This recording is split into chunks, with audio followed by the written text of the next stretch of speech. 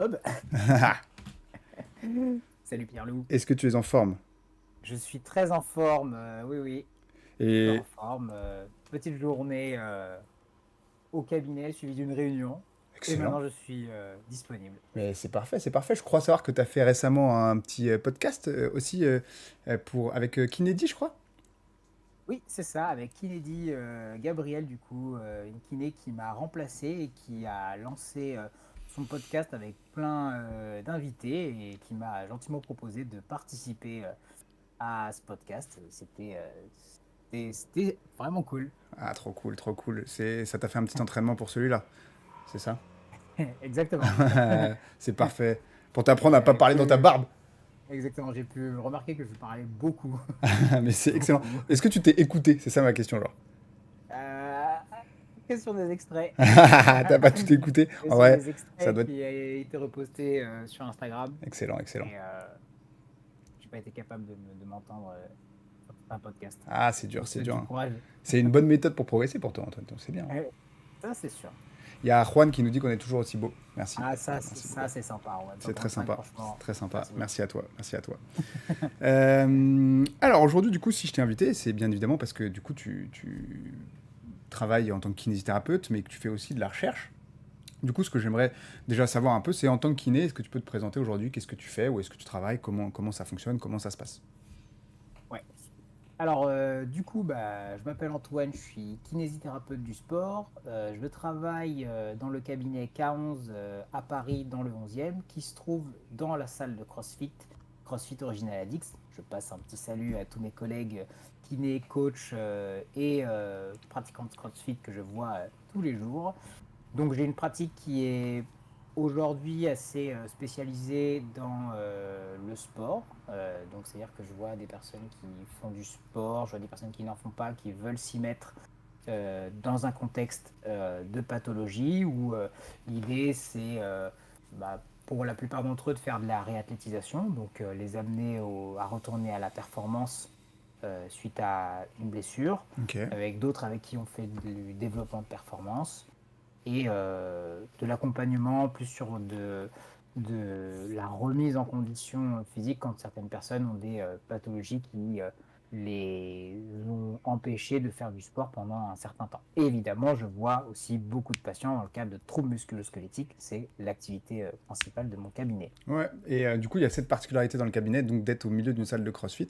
Mm. Euh, Est-ce que tu peux nous expliquer très rapidement, du coup, comment ça fonctionne? Est-ce que vous prenez beaucoup de patients du CrossFit ou pas? Est-ce qu'il y a des échanges réguliers avec les coachs, avec les adhérents? Enfin, comment ça se passe, quoi, un peu? Ouais. Ben, c'est vrai que ce milieu, il est assez spécifique. Alors, il est spécifique déjà pour moi en tant que kiné, parce que dans mon quotidien, j'ai la chance de pouvoir travailler dans les espaces qu'on partage avec CFOA. Donc, j'ai accès à pas mal d'espaces et beaucoup d'équipements pour mettre en place des séances avec du renforcement musculaire. Donc, ça m'a poussé à me former, à apprendre à utiliser tous ces équipements-là. Ça me motive aussi à les utiliser. Hmm.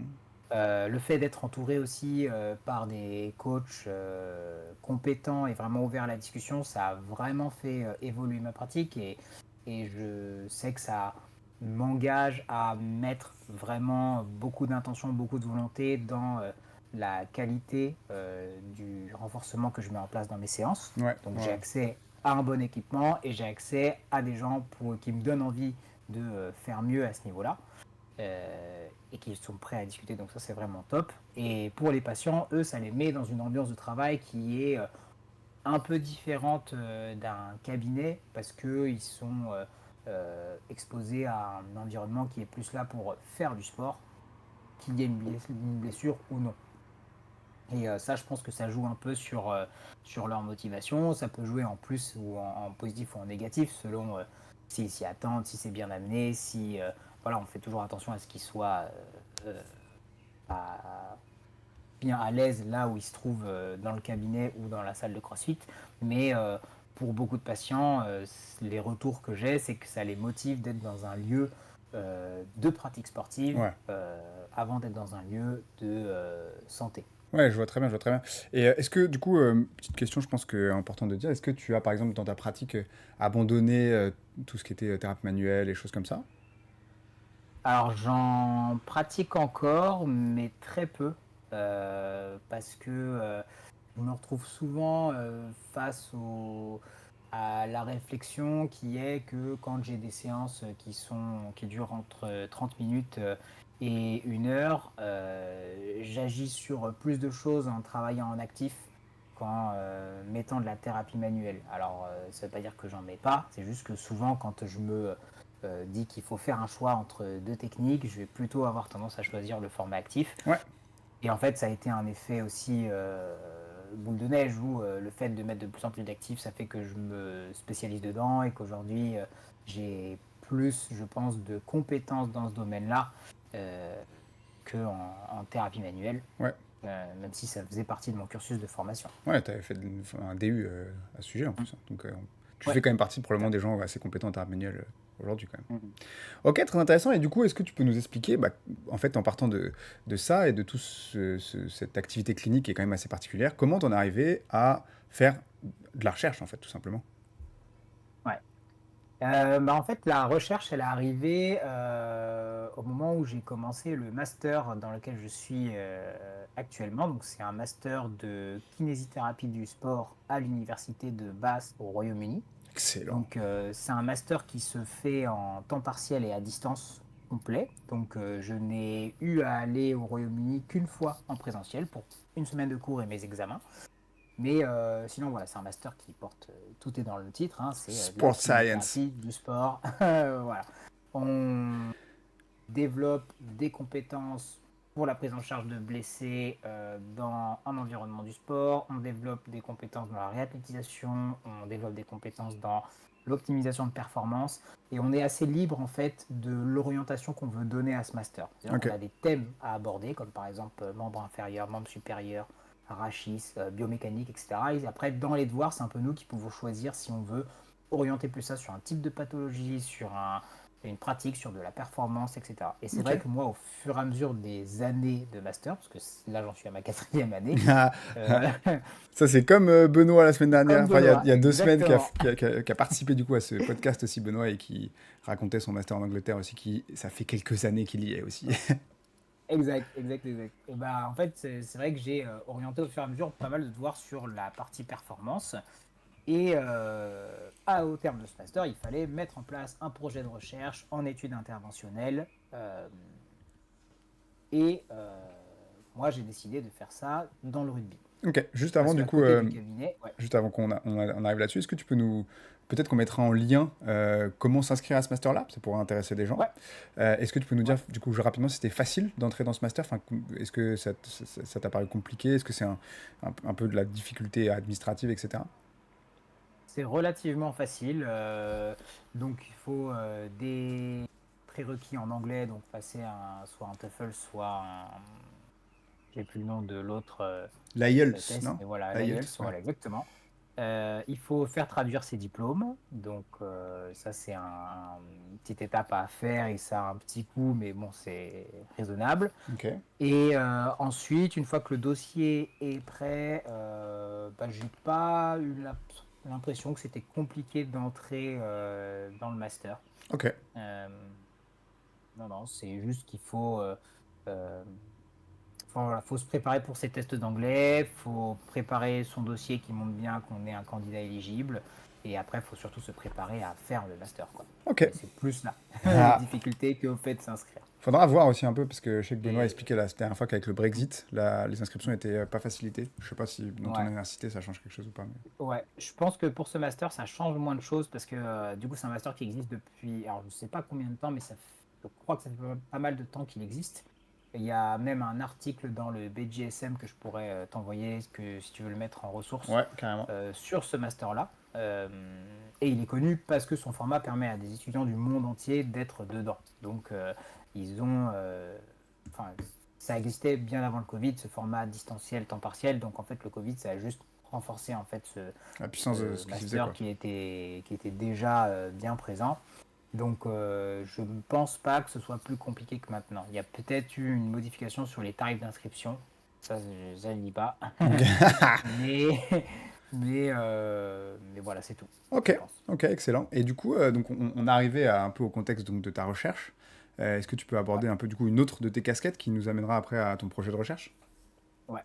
Du coup, à côté du cabinet, je travaille dans un club de rugby, l'ACBB, donc à Boulogne-Billancourt, qui évolue en Fédéral 3. Euh, et du coup, là-bas, j'ai un rôle de préparateur physique et de kinésithérapeute.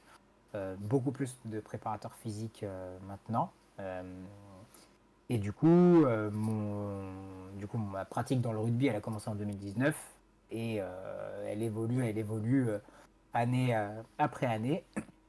Et du coup, ce master, c'était l'occasion de développer plus mes compétences sur la performance en rugby. D'accord. Mais en fait, Et c'est la combinaison master plus ouais. Boulogne qui a fait que j'ai choisi je suis arrivé à ce sujet de recherche. T'étais déjà, quand t'as commencé le master, t'étais déjà à Boulogne, hein?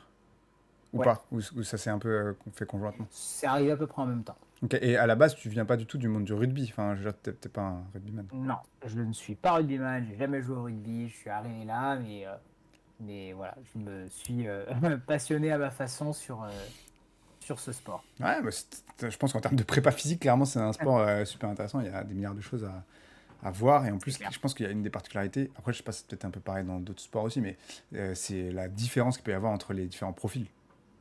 Franchement, ça, Mhm. c'est une dinguerie. Ouais, ouais, ouais. En fait, ouais, après, je pense que beaucoup de gens voient plein de qualités différentes de la préparation physique dans leur sport. À partir du moment où on s'y intéresse, en fait, on a besoin de tout partout. Mais Oui. c'est vrai qu'en rugby, je pense qu'on a besoin de beaucoup de trucs que j'aime bien. Et c'est Ouais. ça qui fait que j'ai l'impression qu'il y a tout dans le rugby, quoi. Ouais, stylé, stylé. Ok. Et du coup, alors, raconte-nous un peu ce, ce contexte de recherche dans la rugby. Est-ce que c'est facile de faire de la recherche déjà enfin, comment dire, dans des clubs de rugby? Est-ce que ça a été facile pour toi de pouvoir mesurer les gens, etc. Comment ça s'est passé? Ouais. Du coup, en fait, le sujet de ma Ouais. recherche, c'était la performance en changement de direction au rugby. En fait, les changements de direction, donc c'est un skill, une compétence que certains joueurs ont et là où certains peuvent même exceller. Et juste, moi, ça m'intéressait. Ça m'intéresse toujours d'ailleurs. Pourquoi je trouve ça stylé, hein. Parce C'est que j'ai envie assez d'être simple. super fort quand je joue à chat. Voilà, je trouve ça stylé. Du coup, ça m'intéresse. En plus, c'est performant sur un terrain. Donc, j'ai voulu essayer de comprendre un peu mieux comment est-ce que ça fonctionnait et comment est-ce qu'on peut savoir si un joueur est bon ou moins bon et pourquoi est-ce qu'il serait bon ou moins bon. Ça, c'était l'idée de base. Ce qui s'est rajouté aussi, c'est que dans mon souhait de vouloir me développer en préparation physique, je voulais être amené à manipuler des outils de mesure Ouais. parce que je pense que c'est une qualité qui prend du temps à être développée. Donc c'était l'occasion avec le master et le projet de recherche de passer du temps sur la prise de données, l'analyse de données. Donc je me suis dit, ce qui m'intéresserait, c'est vraiment de donner une orientation biomécanique à mon sujet, qui est quels sont les paramètres biomécaniques, neuromusculaires, en gros, de la puissance de jambes, de la force, etc. Qu'est-ce qui fait que ces paramètres font qu'un joueur... Enfin, est-ce que ces paramètres permettent de savoir si un joueur va être bon ou pas bon en changement de direction? Ok. Et il y avait une raison un peu justement du travail sur le changement de direction, à part être meilleur à chat? C'était un... En fait, j'ai regardé un petit peu les différents gestes ou points de performance qui pouvaient m'intéresser. C'est celui-là qui est Ok. ressorti le plus. D'accord. Vraiment, c'est parti d'une affection personnelle. Ok, très bien, très bien. Et du coup, c'est pareil, le fait d'essayer d'étudier des paramètres biomécaniques, il y avait aussi une envie pour toi de revenir à quelque chose de plus fondamental, en fait? Ouais. Quelle a été ta réflexion là-dessus? En fait, il y a plein de champs qu'on peut chercher à développer en préparation physique. Bien sûr. Si j'en identifie vraiment entre les deux, c'est un petit peu les biais qu'on a quand on vient du monde de la kiné versus d'autres mondes. C'est que nous, on a vraiment une appétence pour la partie euh, biomécanique, renforcement, développement de puissance, vraiment de cet aspect mécanique. on a beaucoup moins ces compétences du côté métabolique, Ah oui, endurance, voilà, enfin, cette partie-là. Donc en fait, je pense que déjà j'avais un biais parce que via mon parcours et ma pratique, j'étais un peu plus orienté sur la partie biomécanique. ouais, complètement. Ouais. Et puis je pense que c'est aussi un- une force qu'on peut avoir si on fait le travail en fait pour transférer les compétences kiné vers de la préparation physique, c'est d'avoir un bagage dans ce domaine biomécanique, analyse de mouvement. euh, et si on arrive à faire le transfert de l'un vers l'autre, ça peut nous apporter des billes en plus. Donc c'est pour ça que j'ai décidé d'orienter mon travail par là. Ok, très intéressant. Et du coup, bah, en quoi consistait exactement tes mesures et ton protocole, quoi? Ouais. Alors, je voulais apprendre à utiliser des plateformes de force, donc j'ai décidé de mettre du CMJ, Counter Movement Jump, donc en gros du saut, euh, la détente, quoi, C'est mesurée genre, avec des plateformes de force. c'est tu fais un squat et Euh, tu sautes. exactement. Ouais. Je voulais apprendre à analyser un sprint, vraiment de la vitesse euh, linéaire, et pour ça, j'avais besoin de comprendre les profils force-vitesse mis en place par Jean-Benoît Morin, Pierre Samosino et leur équipe. Donc, il y a des applications sur téléphone qui permettent de le faire, MySprint, mais il y a aussi des outils peut-être plus avancés, plus précis, comme les radars de vitesse. Et Ouais. je pensais que ce master, c'était l'occasion de pouvoir manipuler ce genre d'objets, parce que c'est des objets qui coûtent très cher. Donc, soit on a l'occasion de s'en acheter un, soit quand on fait une recherche dans le cadre d'un master, on peut se permettre de contacter des fédérations, des clubs, des gens qui ont accès à ce matériel et qui sont prêts à le prêter euh, pour mener Ouais. cette recherche. Si je ne m'abuse, c'est ce Donc, que tu as fait, hein. exactement, c'est ce que j'ai fait. Chercher des Ça fait poteaux. partie. Voilà. Voilà, chercher de l'aide, c'est un gros temps du projet. Donnez-moi de Vraiment. l'aide, s'il vous plaît. Exactement. Donc, ce que je voulais en fait, c'était je fais passer tous les joueurs d'une équipe de rugby sur un test de changement de direction. Du coup, ça nous donne des scores où on voit s'il y a des gens qui sont bons et des gens qui sont moins bons, Il y a des parce que tests c'est validés, du chronométré. coup. Exactement. Ces tests sont chronométrés, donc il y a des chronos où on dit ah bah ça c'est bien, et des chronos où on dit ah bah ça c'est moins bien. Ok, et sur Et quoi, après, juste ouais, ces tests-là, ils sont.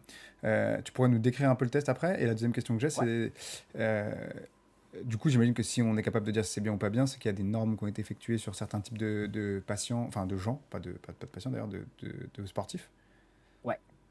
Alors, du coup, première question pour le test, en fait, c'est un 5-0-5. Donc, on a les joueurs qui sont devant une cellule photoélectrique, donc une cellule devant laquelle, quand on a deux paires de cellules, quand ils passent d'une cellule à l'autre, en fait, ça mesure un temps. Ouais. Et en gros, il y a une cellule devant le joueur, une cellule à 5 mètres, et on lui demande juste de faire le plus vite possible, l'aller-retour à 5 mètres, d'où le nom qui est très bien 5-0-5.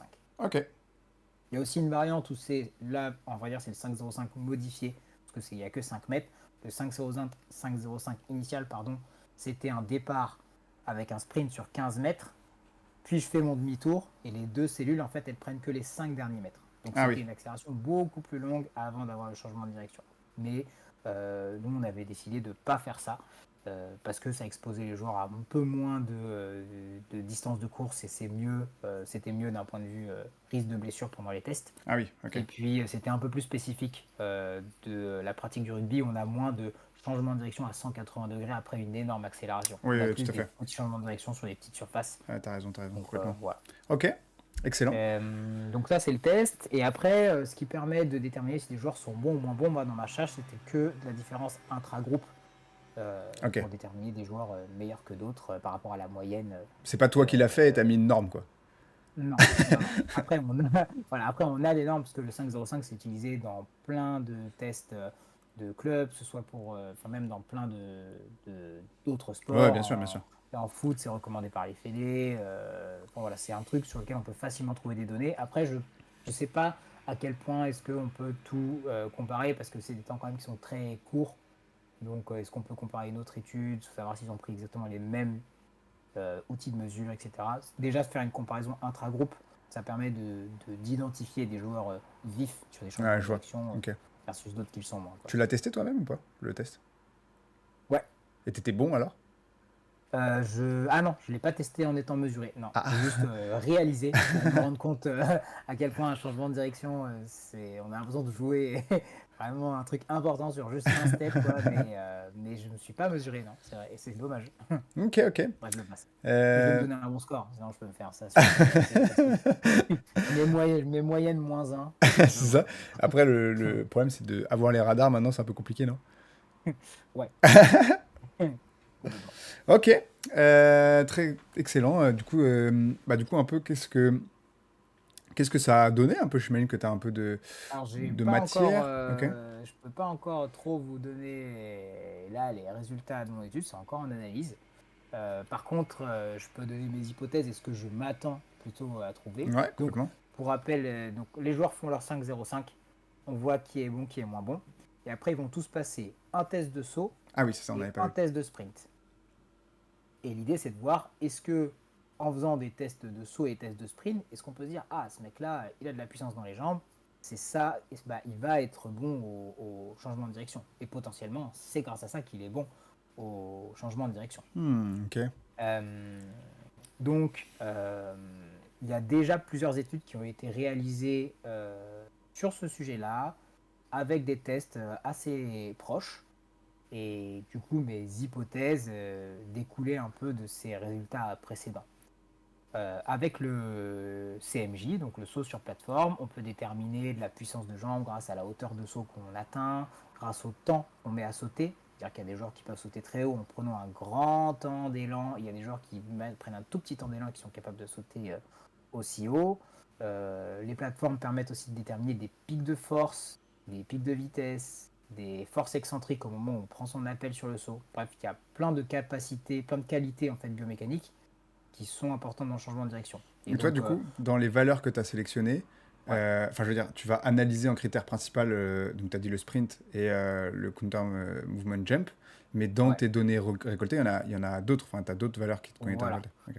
Voilà, par exemple, dans le saut, je vais prendre, là, j'ai choisi de prendre la hauteur, le pic de force concentrique, le pic de force excentrique, le temps qu'ils ont mis à sauter, euh, et bon, en fait, le RSI, c'est ce temps qu'ils ont mis à sauter. C'est le ratio entre le temps qu'ils ont passé en l'air et le temps qu'ils ont mis à sauter. Et D'accord, ok. plus ce ratio est faible, pardon, élevé, plus ça veut dire qu'ils ont passé de temps en l'air avec un petit temps de contact, quoi. Ok, je vois. Stylé. Et, pour le sprint, après, en fait, le profil force-vitesse, le but, c'est de. Donc, on fait sprinter des joueurs, et grâce à la seconde loi de Newton, en gros, hein, c'est pas un hasard, on arrive à déterminer quelle force ils produisent tout au long du sprint. Putain, Et et Newton, en il était chaud, hein. gros, ouais, Newton était très chaud, et JB Morin et Pierre Sanvozino sont très très chauds aussi. Donc, Ouais. c'est 1 plus 1 plus 1 égale 111 avec, avec les Et en points. plus, on a la chance parce que c'est une équipe de chercheurs français en plus. C'est une équipe de chercheurs français, exactement, qui ont vraiment apporté un gros game changer grâce à leurs outils de mesure. Donc, c'était l'occasion pour moi de me familiariser plus avec ça. Et donc, en fait, quand on fait faire un profil force-vitesse, l'idée, c'est, à la différence de juste prendre un chrono et faire courir un joueur et dire ah, il arrive à 30 mètres en 4 secondes et quelques, c'est bien ou c'est pas bien. Ben, le profil force vitesse, on sait à chaque instant de son sprint, est-ce qu'il est en train de pousser très fort, est-ce qu'il est en train de pas pousser très fort, est-ce qu'il est en train de prendre beaucoup de vitesse, est-ce qu'il prend pas beaucoup de vitesse. Et du coup, on peut avoir deux joueurs qui ont le même temps au sprint et qui n'ont pas du tout le même profil. Ouais, Et pas du tout les mêmes par qualités, exemple, quoi. voilà, pas du tout les mêmes qualités. Et du coup, ça nous donne et des objectifs pour travailler des points faibles ou optimiser des points forts. Et ça nous donne aussi des indices de performance pour savoir, bon, bah, est-ce que ce joueur-là, il a les bonnes qualités pour son poste. Parce que on n'entraîne pas vraiment des sprinters, on entraîne plus des mecs à assurer un certain rôle à un moment donné sur un terrain. Complètement. Euh, et l'idée du coup de pouvoir isoler toutes ces variables biomécaniques du sprint, c'est de les corréler au changement de direction. Dans les études qui ont été faites précédemment, on voit que les joueurs qui développent une grosse force horizontale, donc qui sont très très forts au démarrage, Ouais. ont tendance à être meilleurs sur des changements de direction. Ok. Ils ont tendance à être meilleurs que les joueurs qui ont une capacité à produire beaucoup de vitesse mais peu de force au démarrage. Ok. Et ça semble plutôt logique parce que un 5-0-5, c'est j'explose au démarrage, je ralentis très vite et je réexplose pour partir dans l'autre Ouais, sens. donc ceux qui explosent mieux, en fait, finalement, ça paraît assez logique qu'ils soient meilleurs dans les Voilà. changements de direction, en fait. Voilà. Et sauf que souvent, on a tendance à penser qu'un joueur qui est rapide, qui est vif, eh ben, il est forcément fort au démarrage. Et alors que c'est pas forcément le cas. On peut avoir Hmm. des joueurs qui sont pas très forts au démarrage, mais qui, une fois qu'ils sont lancés, prennent beaucoup de vitesse. Et ça a l'air d'être des joueurs rapides, mais ils sont rapides que dans un contexte, Ouais, je vois, qui ok. est je suis déjà lancé très loin, quoi. Donc l'idée, c'est de... J'ai des Voilà. images du manga Blue Lock, tu sais, avec les... qui me viennent Mais en tête, voilà, là. bah, exact. Mais je vois de quel passage tu parles, et c'est une schématisation du produit force vitesse. C'est Ah, c'est exactement énorme. ça. Merci les mangas, hein, vraiment, ça nous apporte tout dans la vie. Ok, excellent, très intéressant. Et du coup, l'hypothèse, si je résume un peu, que tu fais, c'est que des gens qui vont avoir une très bonne force, une très bonne... C'est pas une explosivité, du coup, c'est plutôt une puissance. Voilà. Il y a un mélange de tout. Pour moi, c'est que les joueurs puissants et qui ont des gros pics de force sur les sauts vont être meilleurs en changement de direction. Ok, Je me disais aussi que les joueurs qui sont forts et puissants en sprint horizontal vont être meilleurs en changement de direction. ok. Et est-ce que du coup, l'objectif après, ou je sais pas si tu vas le faire ou pas, tu vas essayer de faire aussi des corrélations avec les postes des joueurs en rugby? Euh, Pas spécialement là, ou alors Ok. faudrait beaucoup plus de joueurs et refaire des mesures. Ouais, ça demanderait beaucoup plus de temps, beaucoup plus de joueurs. Par contre, l'évolution pour moi, la perspective, c'est que là, on ne parle que de changement de direction. Ouais. Or, le changement de direction, c'est différent de l'agilité. Ah oui. L'agilité, c'est la capacité à prendre une décision pour induire un changement de direction en réaction à son environnement. Et ça, c'est beaucoup plus complexe À évaluer. à évaluer. C'est là, en fait, je pense que là, c'est la différence entre mon projet de recherche niveau master et une thèse. Ah ouais. C'est un nouveau monde. Donc, Pourquoi pas, il y hein, a, ça fait ouais, déjà 5 ans que tu es en master, pourquoi pas passer 10 ans en thèse après? ben, je vais demander l'équivalence après, je pense qu'ils vont me dire, gros, c'est pas juste dépendant du temps. Ok, Sinon, on te donne deux thèses. très intéressant, très intéressant. Et attends, je voulais poser une question par rapport à ça. Ah oui, du coup, finalement, je sais pas si tu peux le dire, tu as fait passer combien de joueurs? J'ai fait passer alors j'ai fait passer plus que 22 joueurs, mais j'ai retenu 22 joueurs Parce pour qu'il y a qu'il eu y ait des tous les erreurs de mesure? tests. Non, parce qu'en fait, les tests ont été faits sur des jours différents. Au début, on avait prévu de tout faire la même journée, ce qui était prévu dans le protocole, mais c'est là que j'ai compris que la recherche, enfin, quand on lit des papiers, qu'on commence à critiquer des papiers, on dit, ah, ils ont pas fait ça, ah, puis tu te rends compte, ils ont pas eu tel équipement, ils ont fait avec ça, mais en fait, c'est tellement la guerre Ah, que vraiment. nous, on s'est dit, on s'est préparé des mois en se disant, ok, cette matinée-là, on a 30 mecs et il va se passer ça. Et en fait, bah, on a fait la moitié des tests, on n'avait juste pas le temps de faire les autres. Ok, on a dit on fait pas les autres, du coup on fait les autres la semaine prochaine. Ça, bon, une semaine de décalage, un peu relou, mais bon, en fait on avait fait les sauts sur plateforme et les sprints. Il nous manquait le test de changement de direction. Et en fait, la semaine d'après, quand on a ressorti le matos, il a plu. Aïe, Donc la aïe, semaine aïe. photoélectrique, il fallait les rentrer. Donc pas de test de changement de direction. Ou autre option qui était possible, c'était test de changement de direction à l'intérieur. Mais même ça, en fait, pour moi, j'étais pas trop chaud pour ça parce que je m'imagine faire un sprint dans un couloir. Je vais pas me lâcher autant que si je fais un sprint dehors. Ah, ouais, c'est sûr. Donc c'est tout bête, mais là, pour moi, c'était une meilleure option de se dire on laisse une deuxième semaine et on fera les tests dans 2 semaines. Donc après, ça pose des limites parce que les joueurs sont peut-être pas dans le même état de forme au bout de 2 semaines. En même temps, ils sont censés avoir un peu tous les mêmes charges d'entraînement, participer au même match. Donc, il faudrait le vérifier. Mais ça, voilà, c'est une limite que ça constitue, mais qui est à prendre en compte Ouais, pour ouais, bah, j'imagine que tu le résultat de critiqueras cette comme ça, mais après, recherche. ça, c'est la vie quand tu fais de la recherche, comme tu dis, hein, on n'a C'est pas ça. toujours toutes les clés en main, il y a des trucs qui se passent et on peut pas vraiment faire autrement, quoi. Ok. Mais ouais, c'est clair. Et C'est c'était clair, sur les c'est joueurs clair. de la CBB, du coup? Et non, c'était sur les joueurs du club de Massy. On a fait ça. Ah, excellent, excellent. En plus, ils te Les joueurs connaissaient du même club pas, de quoi. Massy. Ouais, c'est ça. Ok. Et si, pour conclure sur une petite dernière partie, est-ce que là, aujourd'hui, tu penses que les résultats de ta recherche pourront servir des gens en cabinet, par exemple, dans une pratique clinique plus classique ou dans une pratique clinique peut-être de club? Je sais pas trop comment tu le vois, peut-être cette transition, peut-être pour revenir un peu à la pratique clinique. Ouais. Alors, moi, je pense que ça peut aider des kinés en clinique qui utilisent en fait des outils de mesure. parce que on n'a pas, parfois, avant d'amener des changements de direction chez les joueurs, on peut les faire sauter, on peut les faire courir en linéaire. Hmm. Et du coup, si on arrive à corréler ces données à de la performance en changement de direction, on peut déjà guider les joueurs avant leur retour sur le terrain sur un entraînement ou de la réathlétisation pour être plus performant sur cette tâche. Donc ça permet en fait de guider plutôt les choix cliniques qu'on fait pour du retour à la performance. Ouais, je vois.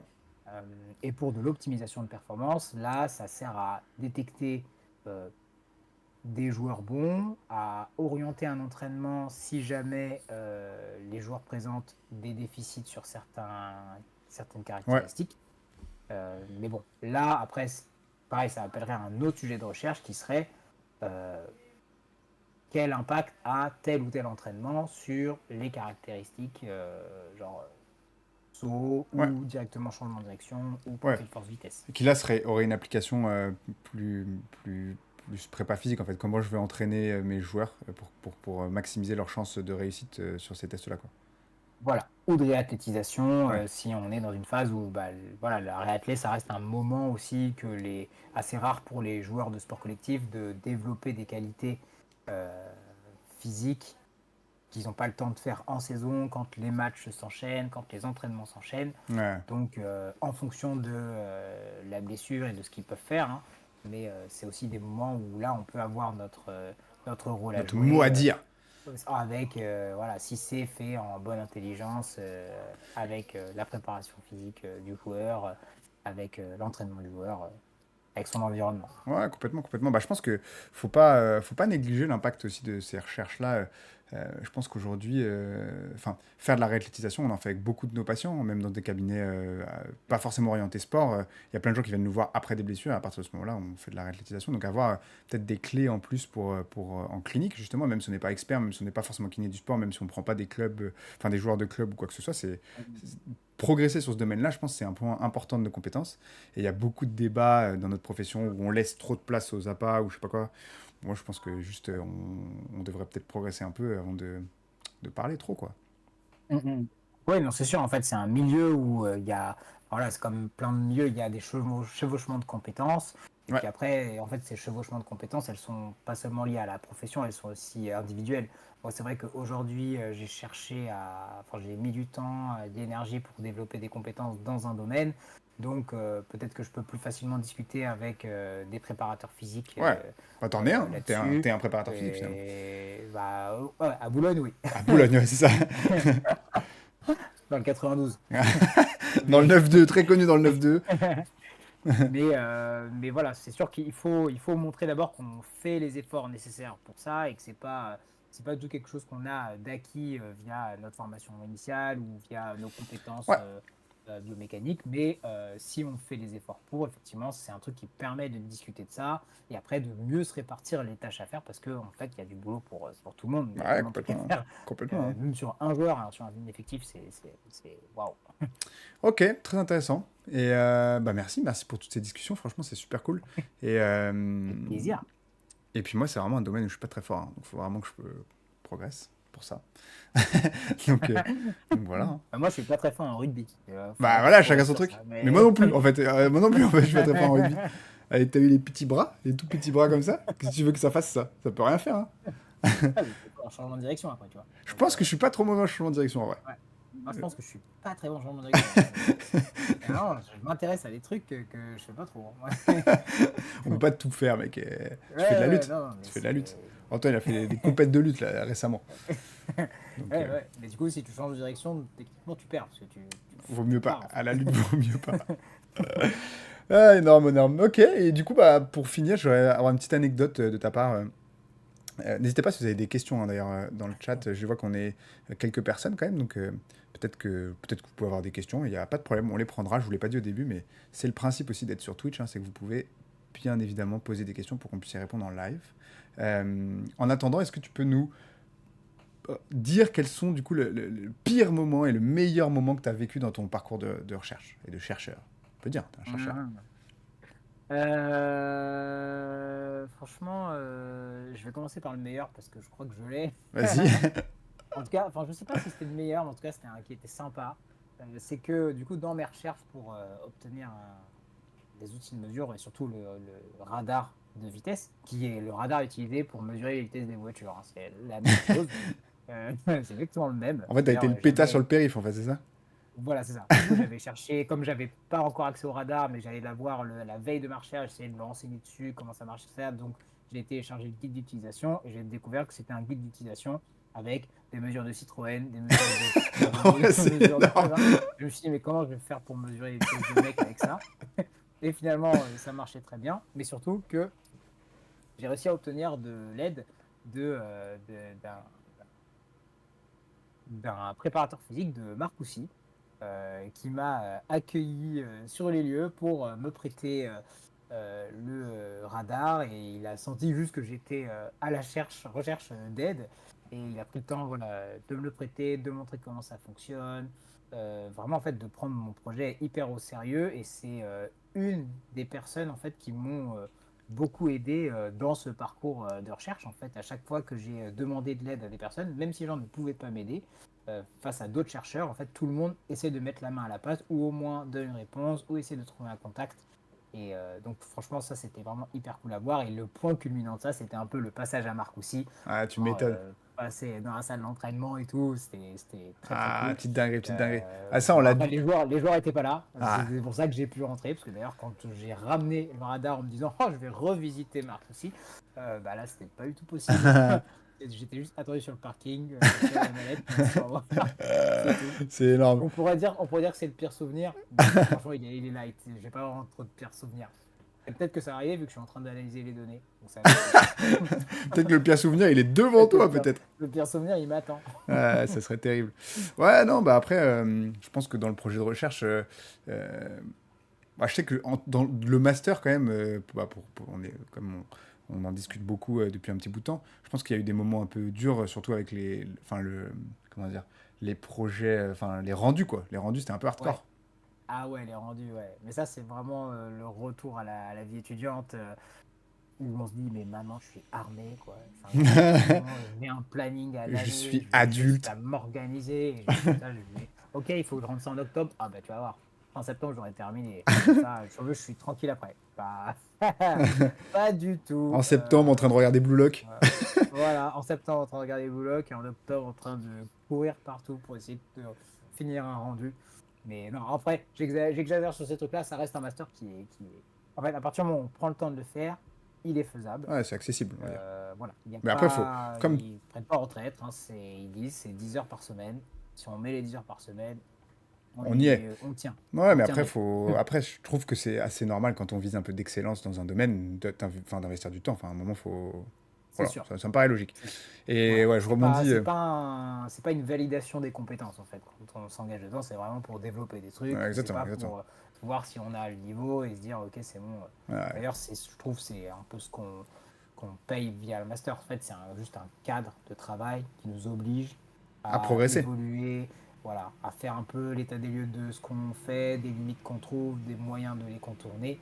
Mais c'est juste un cadre en fait qui nous oblige à faire ce qu'on pourrait faire sans cadre, mais qui est trop difficile à faire Ouais, sans quelqu'un qui dit attention, évaluation. c'est très bien dit. En vrai, c'est très bien dit, je trouve, ce que tu dis là, sur ce que c'est un master. Enfin, je pense que Ah bah, en parce que 4 ans, j'ai eu le temps d'y réfléchir. ouais, tu m'étonnes, tu m'étonnes. Mais je sais pas si tous les masters sont comme ça, mais je sais que bah, moi aussi, je fais un master et Benoît aussi, on en fait un. Et tous les trois, nos masters, c'était vraiment là-dessus. C'était bah, te forcer à taffer, en fait. Enfin, je veux dire, Ouais, on te dit, bah voilà, il y a une éval, il y a tel truc à faire, il y a tel truc à faire, on te force à taffer, mais ouais, finalement, tu produis la majorité de ta propre progression, quoi. Enfin, c'est ça qui est exactement. très stylé d'ailleurs. Ouais, Ok, bah écoute, clairement. merci beaucoup pour ces échanges que j'ai trouvé vraiment très intéressants. Bon, j'avais pas trop de doutes, hein, de toute manière. Et puis, Eh bien, avec plaisir. Merci beaucoup pour l'invitation, il- surtout. bah ouais, Vraiment, grave, trop cool, hein. hein. Et merci à ceux qui nous ont suivis. Il y a une petite dizaine de personnes qui sont passées, je crois, donc c'est très bien. Sachez que j'ai tardé, mais donc les deux replays, donc du premier du Cabolab et celui-là, seront sur YouTube demain. On vous mettra des ressources, du coup, Antoine, je pense qu'il faudra que tu m'envoies les ressources. Ouais, Euh, et, carrément. euh, et Le après, master et l'article master, des l'article. DSM. Si tu veux faire aussi une petite pub pour les plateformes de Vald, je me dis que tu travailles avec eux en partenaire, donc Ouais, voilà. ça peut. Je recommande, très intéressant. Parce qu'on n'en a pas Franchement, parlé, mais ouais. ouais. Non, c'est très cool de travailler avec ça. Et peut-être un petit article sur le profil for vitesse, ça peut être sympa. Ouais, Et, avec plaisir. et voilà, donc vous nous retrouverez, je crois que la prochaine émission, elle est dans 2 semaines, à mon avis, si je me rappelle bien. Et le dernier truc que je voulais dire, voilà, après, tout ce podcast-là sera sur les plateformes de podcast type Spotify. Euh, donc voilà, vous pourrez nous retrouver et réécouter ça. Antoine, je sais pas si tu te réécouteras, mais il y Ah là aura... là, encore un exercice à faire. Aïe, aïe, aïe. Il y aura normalement, je sais pas, faudra que je regarde si quelqu'un l'a fait ou pas, mais il y aura probablement du contenu pour les réseaux. Donc voilà, Super. merci beaucoup. Et puis, bah, je vous souhaite à tous une très bonne soirée. Antoine, très bonne soirée. Et puis à bientôt. Très bonne soirée. Merci Ciao. beaucoup. Ciao les Jabbers. Ciao. Ciao, les Jabbers.